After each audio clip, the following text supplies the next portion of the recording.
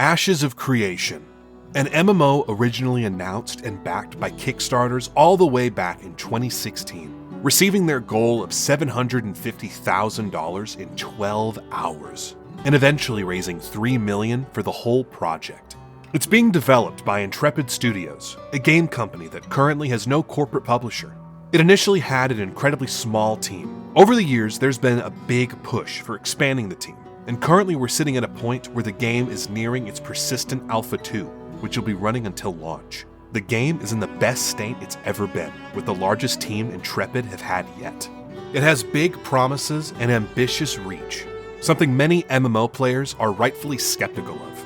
After so many different games have come out and disappointed these players, with broken promises and terrible launches or updates, Ashes aims for a nostalgic approach to MMO game design, harkening back to a time where many players would describe the golden age of MMOs. Personally, I haven't played enough games from that time to really classify myself as one of those players. I am, however, very optimistic for this game. I've been watching their monthly live streams ever since 2020, when the head of Intrepid, Steven Sharif, started doing big open interviews with many popular content creators like Asmongold and Tim the Tatman and many more. All thanks to a great video made by another YouTuber, The Lazy Peon. I want to say I've watched every live stream since, partially because I'm excited for the game, and partially because game development is something that is incredibly interesting to me, and I always love hearing about the creative process. Before I dive into this video much more, here's a bit of background for me and my relationship with MMOs. The very first RPG and MMO I ever played was this neat little game called World of Warcraft. To this day, this is still my favorite MMO.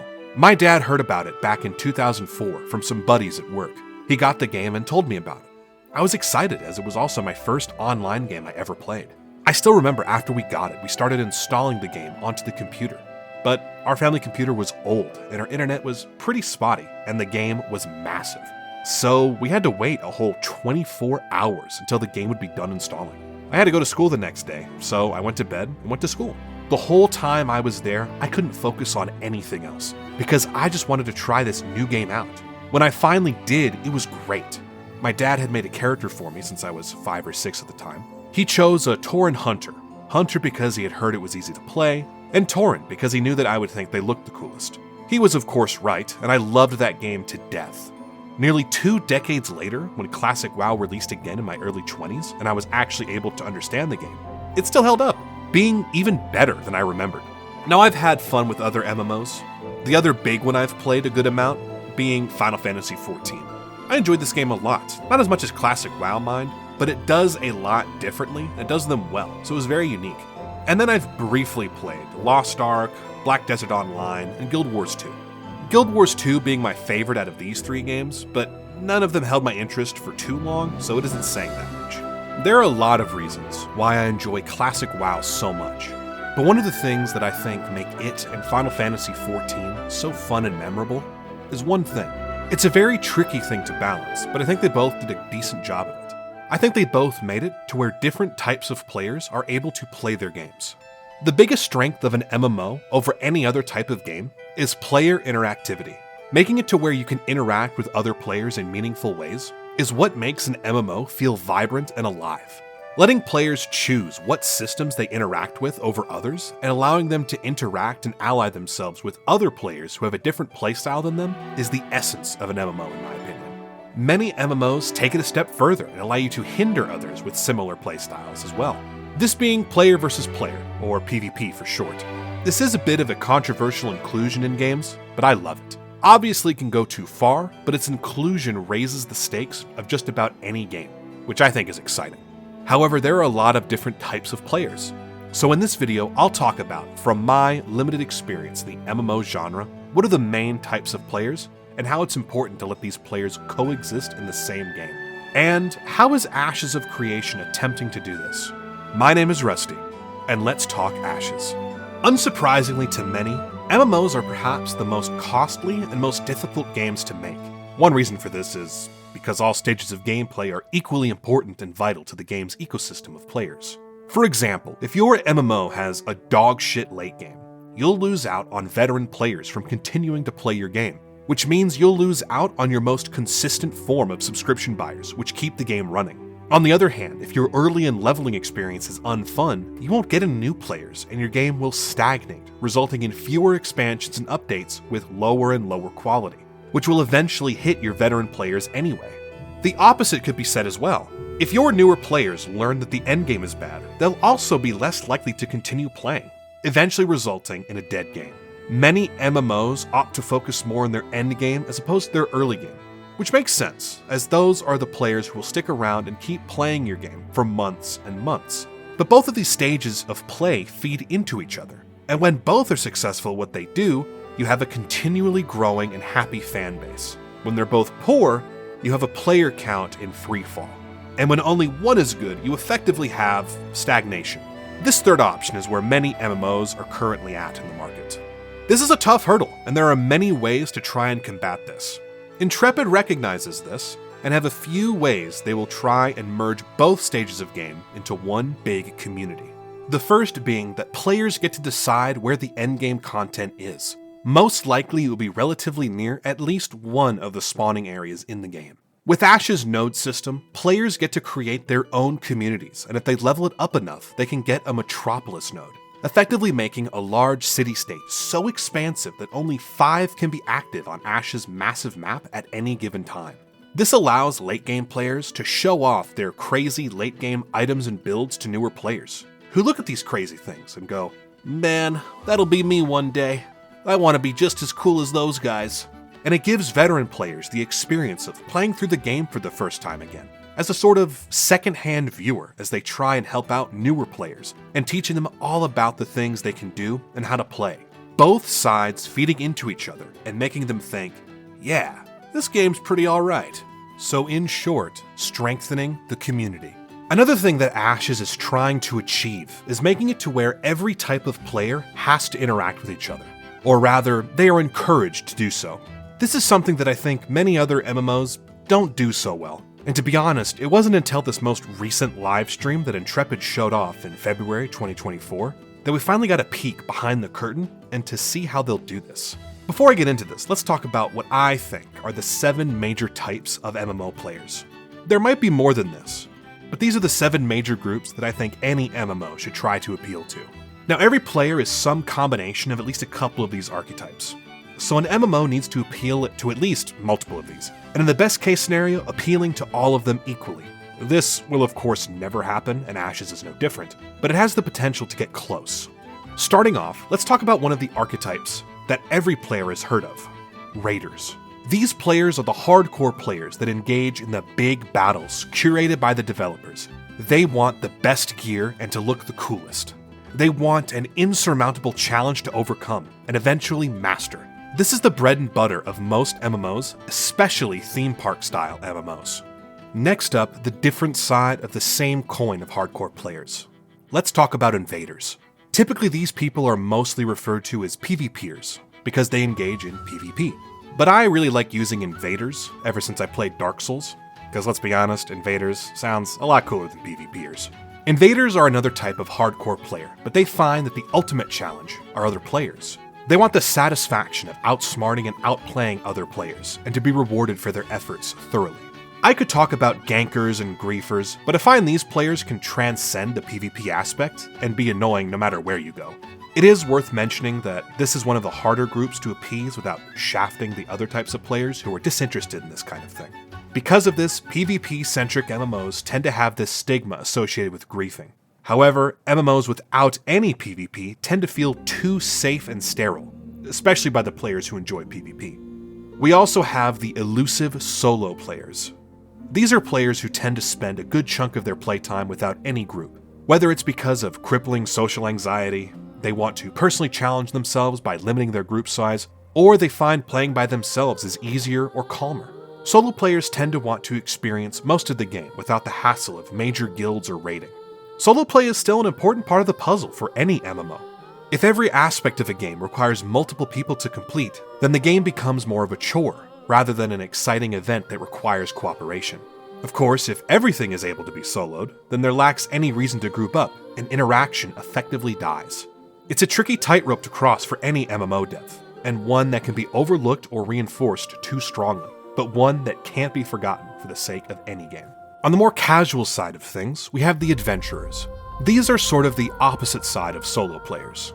Though these two groups often overlap, adventurers are when a small group of friends are either all set to play the same game, or when people get together and make a small guild and complete some of the smaller scale things that any MMO might offer. For example, these people might engage in small group PvP or PvE, rather than organizing mass raids or guild wars. They serve as a small-scale guild that can be hired to help in bigger projects, often tied together by their love of the game and each other's company.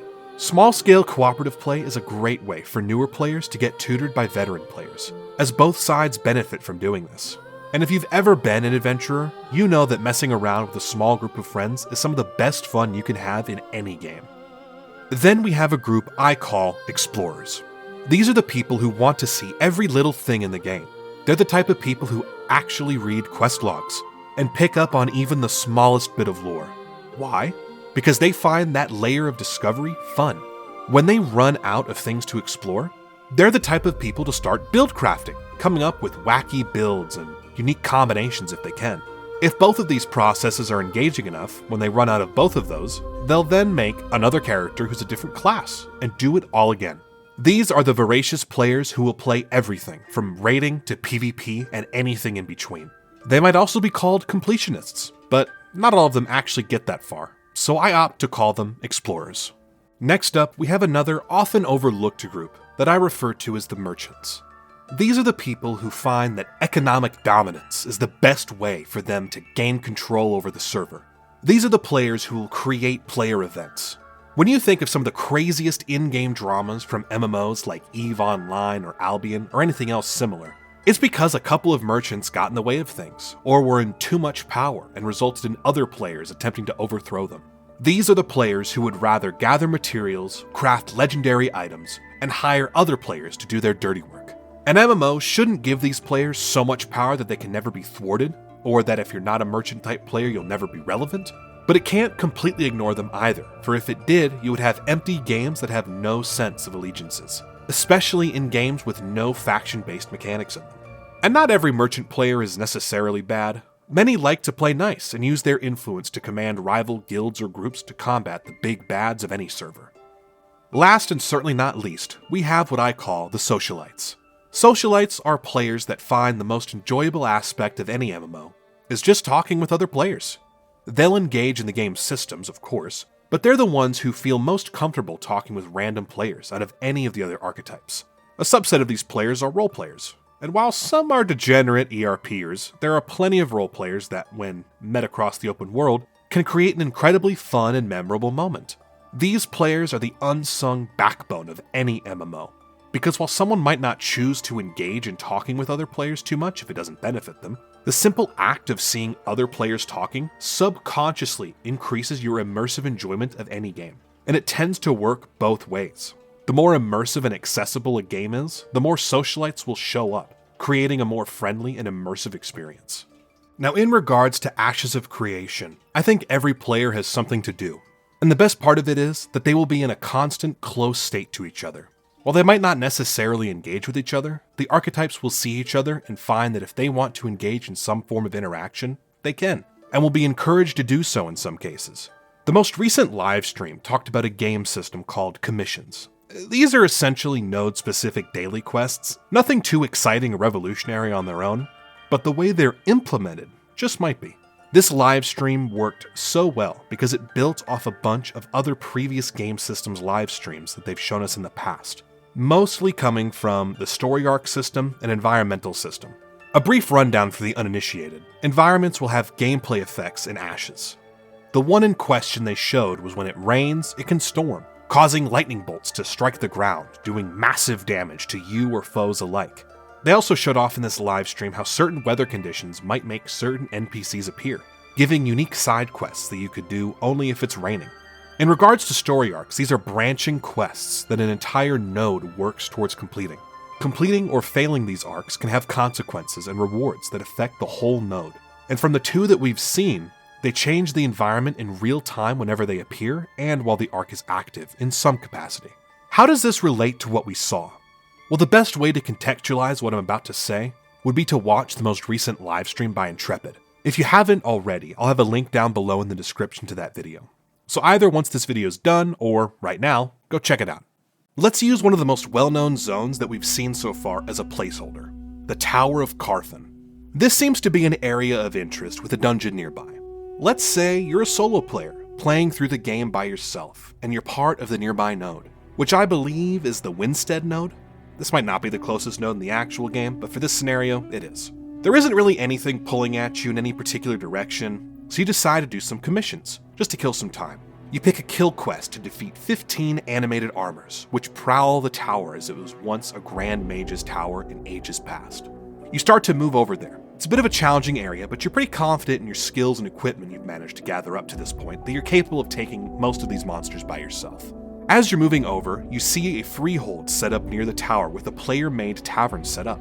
The player who set this up, knowing that Carthen is a hotspot for players, is selling food buffs they made and giving newer players some information about the area if they ask any questions.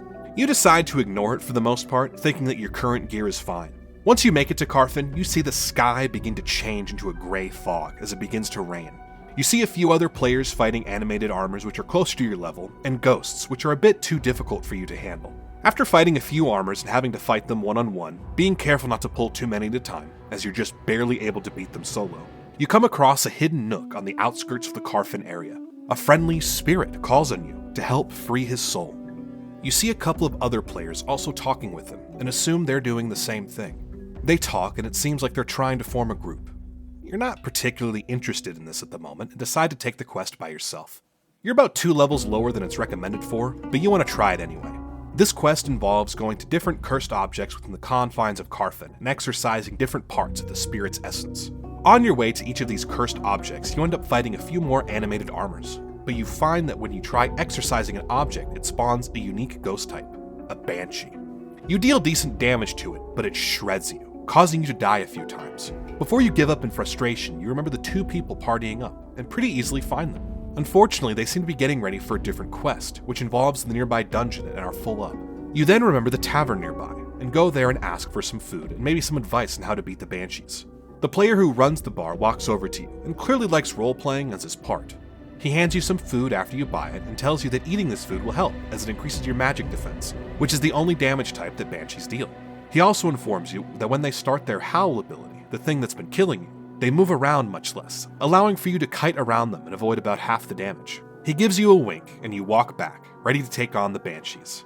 Before you leave the tavern, however, another player approaches you and asks if you can party up. He really wants to explore Carthen, but is a tad bit undergeared for the area. He says that he also has a commission that involves going up to the doors of Carthen to investigate. You decide to take him with. An extra person will surely help out. You start going through the banshees after getting your new party member the same quest, and you both battle together. The banshees are much easier, and you're able to take quite a few more hits with this food buff the Tavern Keep gave you. Finally, you've come across the last object at the foot of the stairs.